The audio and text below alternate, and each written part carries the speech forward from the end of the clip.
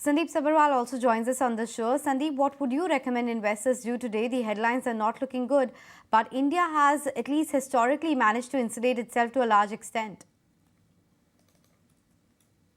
So I think it's a evolving situation in the Middle East, and it's not. I don't think people should correlate this with the usual incidents or the warlike situations which happen, where one side is so much more powerful than the other that the retaliation effectively doesn't happen, and it plays out that way. So I think we are still not very clear on what's exactly happening, and.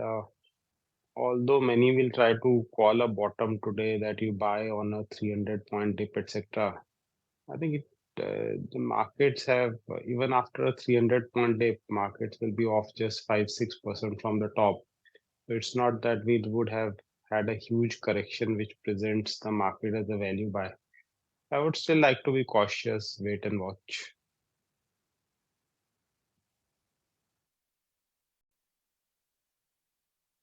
Sandeep, let's just erase the morning headline. And if I take the clock back to Thursday or even Tuesday or Wednesday, markets were falling independently of the geopolitical situation. They are falling because interest rate trajectory has changed. They are falling because Fed now seems to be talking about inflation coming back. So do you think irrespective of when and how the geopolitical settles down, the fabric of the market is still looking weak? The fabric is weak because the assumptions which went into the current market valuations are getting challenged now, like you rightly said. Now, it was my view also that these rate cuts are not going to come as fast as what people were expecting. So I think people were just going by Fed speak. So central banks have a tendency to change their views very fast, and almost every meeting you go back and see the commentary of central banks, they change. We have to evaluate the macros ourselves, and the macros don't indicate a weakening of the inflationary trajectory anytime soon. It might happen eventually, but not right now. You look at how global commodities have rallied. You looked at various other factors, employment picture, asset prices, etc. So it'll take some time. Valuations will adjust, but that does not mean the bull phase will get over unless until the situation in the Middle East goes totally out of hand. And to that extent, we would like to buy on a reasonable dip, but we have to let the reasonable dip play out.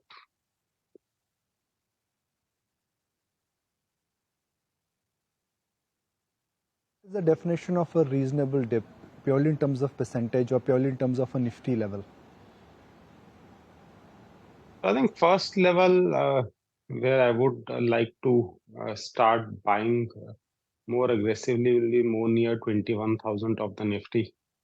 And if by chance it falls further to around more near between 20,000 to 20,500, then I would like to be fully deployed at that stage.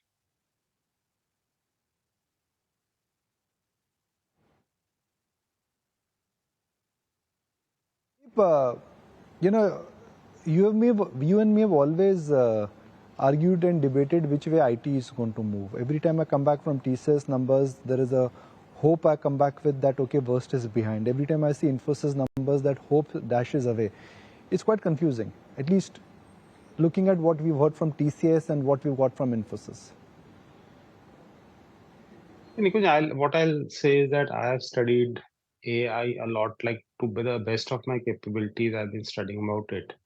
And I think that's the biggest factor which is leading to the delays in most of the projects, even if when these companies are winning the projects, because the entire AI evolution is so rapid, so fast that companies or institutions themselves don't know what they should be investing in. So they don't want to invest in something which becomes totally useless a year later, and they spend billions on that. And I think that's leading to that, along with the general uncertainty, is leading to the delays which most analysts are unable to fathom.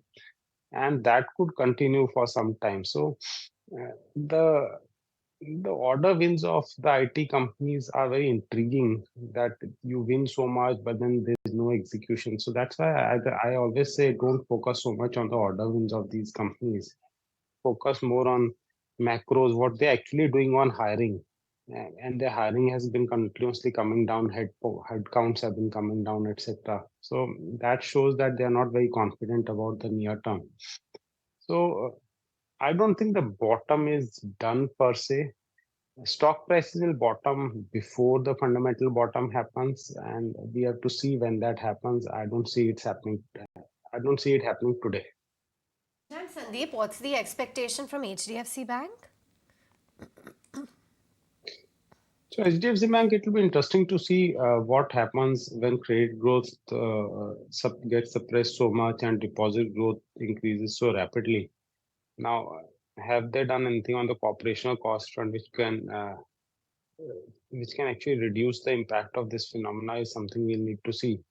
I think analyst expectations are still very high in terms of what they think HDFC Bank can deliver. I think the NIM compression could be sharper than what most analysts are expecting. So I think that's an adjustment which is still going on. I think I would think that there's one more year for the entire adjustment in the HDFC balance sheet to play out. Okay, let's see what actually HDFC Bank delivers. But for now, of course, the market is expecting that it's going to be a steady set. At least the operational data that we had got for Q4 looked quite strong for the company. But real estate as a pack, Sandeep, has been doing quite well as well. What's your view there? Whether it is commercial real estate, residential, any top bets within that space?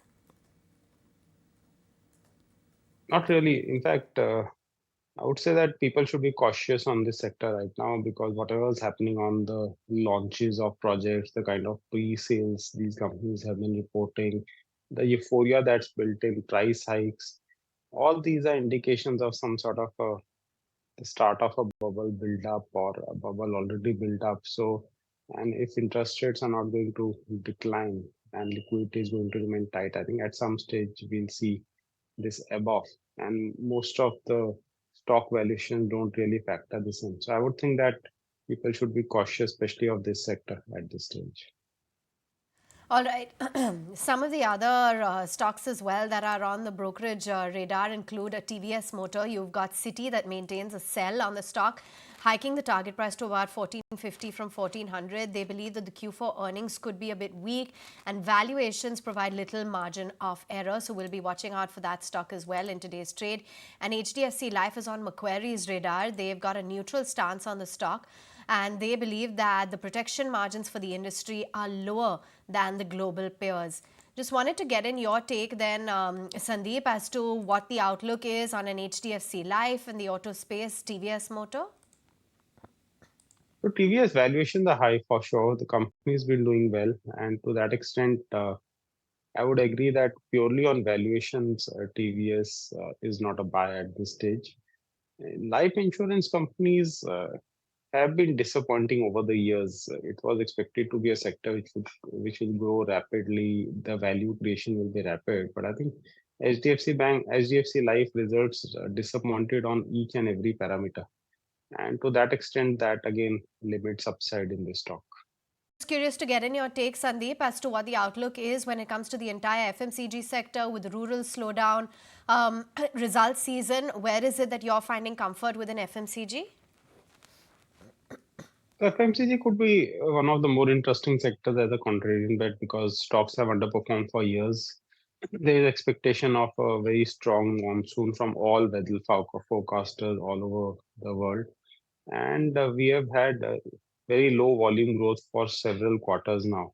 So I think a revival is imminent in the FMCG segment. And to that extent, some stocks could be considered as the correction plays out. So I think Dabur looks interesting. Even HUL is at a multi-year low or near a multi-year low. I think at same levels where it was 6-7 years back. Some of the other companies which have been doing well in the stock markets, Godrej Consumer, Tata Consumer, they can be considered on dips, but right now their valuations look a bit stretched relative to the entire FMCG segment. Okay, Sandeep, on that note, we let you go. So a good, counter bet could be perhaps FMCG and select names at that. If you like this video, then like, share and subscribe to ET Now.